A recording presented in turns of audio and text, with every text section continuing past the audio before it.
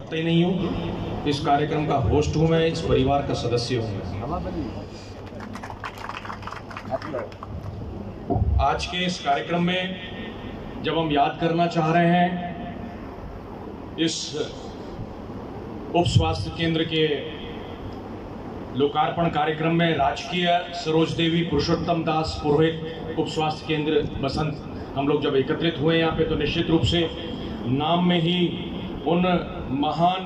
हस्तियों को हमने याद कर लिया, दोनों को ही। आदरणीय और बहुत श्रद्धेय जो मेरे पिता के भी बहुत नज़दीक रहे हैं पुरुषोत्तम दास जी पुरोहित साहब, और माता जी सरोज देवी जी मेरी मदर की भी बहुत घनिष्ठ रही हैं वो, तो दोनों को ही जो है कोटि कोटि धन्यवाद है और उन्हें नमन करते हुए अपनी बात को आगे रखना चाहूँगा। यहाँ पर इस कार्यक्रम में मुख्य अतिथि के रूप में हमें आशीर्वाद देने के लिए पधारे बहुत ही आदरणीय और लंबे समय से हम लोग साथी के रूप में युवक कांग्रेस के समय से काम करते आ रहे हैं, हमारे यहाँ के प्रभारी मंत्री परम आदरणीय साले मोहम्मद साहब, यहाँ पर उपस्थित पाली से जिन्होंने चुनाव लड़ा मेरे छोटे भाई महावीर सिंह जी, मेरे बहुत ही आदरणीय यहाँ के विधायक आहोर के छगन सिंह जी, और बहुत ही आदरणीय मेरे जालोर के विधायक जोगेश्वर गर्ग साहब, मुंबई से पधारे यहाँ के स्थानीय और मुंबई में बहुत ही वरिष्ठ कांग्रेस जन के रूप में जिन्होंने सेवाएं दी हैं अपनी, जिनका स्नेह और आशीर्वाद और मार्गदर्शन मुझे भी समय समय पर मिलता रहा है, बहुत ही आदरणीय भंवर सिंह जी राजपुरोहित साहब,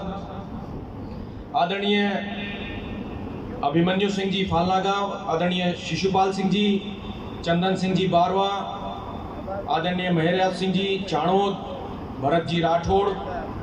दिलीप सिंह जी मुंबई, उर्मिला जी हमारी प्रधान यहाँ की, बहादुर सिंह जी खालसा फालना, और बहुत ही आदरणीय जिस परिवार की वजह से यहाँ एकत्रित हुए हैं, ये अंत में नाम नहीं ले रहा हूँ मैं उनका नाम तो हमेशा स्वर्णिम अक्षरों में इस गांव में नहीं हमारे पूरे जिले में लिखा जाएगा। हमारे बहुत ही आदरणीय बड़े भाई पृथ्वीराज जी पुरोहित साहब जो पूर्व प्रधान रहे यहाँ के, बहुत ही आदरणीय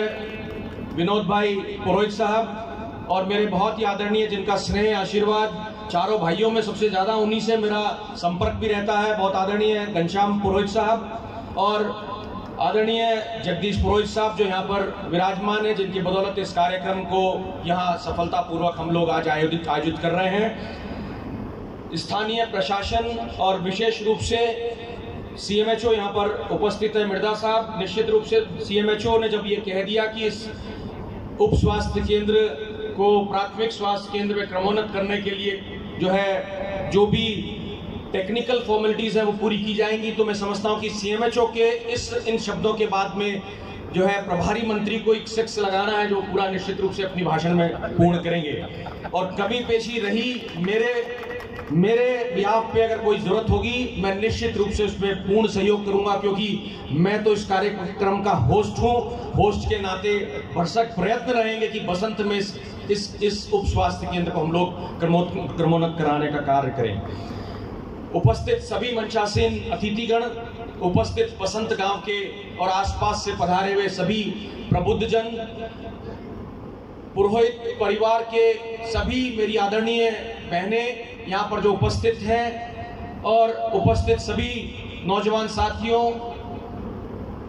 यहाँ उपस्थित आदरणीय पत्रकार बंधुओं, सबसे पहले तो ये मैं कहना चाहूँगा धन्यवाद है चारों भाइयों को, आदरणीय पुरुषोत्तम पुरोहित साहब के जो सुपुत्र हैं और उनके भी तीसरी जनरेशन भी यहाँ मौजूद है, उनको भी मैं धन्यवाद देना चाहूँगा। सनम भाई और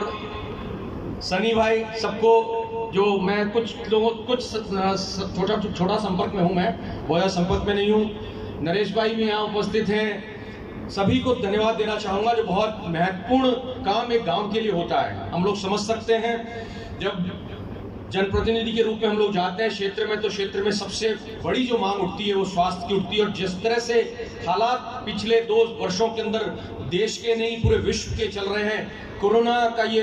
भीषण काल एक महामारी के रूप में पूरे विश्व में चल रहा था, ऐसे में जो है उप स्वास्थ्य केंद्र की, हॉस्पिटल की, एक अस्पताल के बेड की क्या आवश्यकता होती है, उसको भली भांति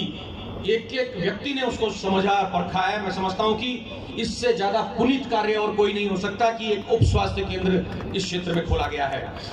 इसके क्रमोन्नत के लिए सब वक्ताओं ने भी कहा है, मेरा भी निवेदन है प्रभारी मंत्री जी से भी कि इसको जल्द से जल्द अमली जामा पहनाने का कार्य करना चाहिए, ताकि यहाँ के क्षेत्र को जो है स्वास्थ्य की दृष्टि से आसपास कहीं और न जाना पड़े, यहीं उनके हर प्रकार के इलाज की सुविधा उपलब्ध हो सके। जहां हम लोग बात करते हैं परिवार की, घनश्याम भाई के लिए कहना चाहूंगा, हमेशा अग्रणी होकर के जो है समाज सेवा में इन्होंने अपना योगदान दिया है। जोगेश्वर जी कह रहे थे कि जो है इस्तेमाल उनका किया है, मैं कहूंगा कि सही मायने में इस्तेमाल किया होगा निश्चित रूप से, क्योंकि घनश्याम भाई और इनके बाकी तीनों भाई जो है जिनका आशीर्वाद। पंक्ति आपके लिए कहना चाहूंगा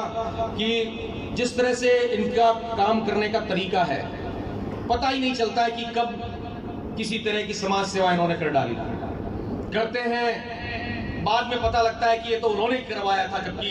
काम बहुत महत्वपूर्ण होता है। तो कहना चाहूंगा कुछ पंक्तियां, दो पंक्तियां इनके लिए कहूंगा कि मेहनत इतनी खामोशी से करो कि सफलता शोर मचा दे। तो ये मेहनत इनकी जो रहती है वो बहुत साइलेंट होती है, पता ही नहीं लगता है क्या कर दिया। लास्ट में पता लगता है कि जब उसका बखान होता है, जो काम सामने आता है, जब सफलता के साथ में जो परिस्थितियां सामने आती है, रिजल्ट सामने आते हैं, तो वो एक शोर के रूप में सामने सबको पता लगता है। तो मैं धन्यवाद देना चाहूंगा ऐसे परिवार को, समय समय पर इनका जो है गांव के लिए जो योगदान रहा है वो निश्चय ही जो है हम लोग सभी उसको जो है प्रेज करना चाहेंगे, इस मंच के माध्यम से ही नहीं, और जो काम इनका रहा है वो निश्चित रूप से जो है धन्यवाद का पात्र है। बहुत लंबी बात नहीं कहूँगा, आप साले मोहम्मद साहब को भी आगे जाना है। इस मौके पे यही कहना चाहूँगा कि जिस प्रकार से अशोक गहलोत साहब ने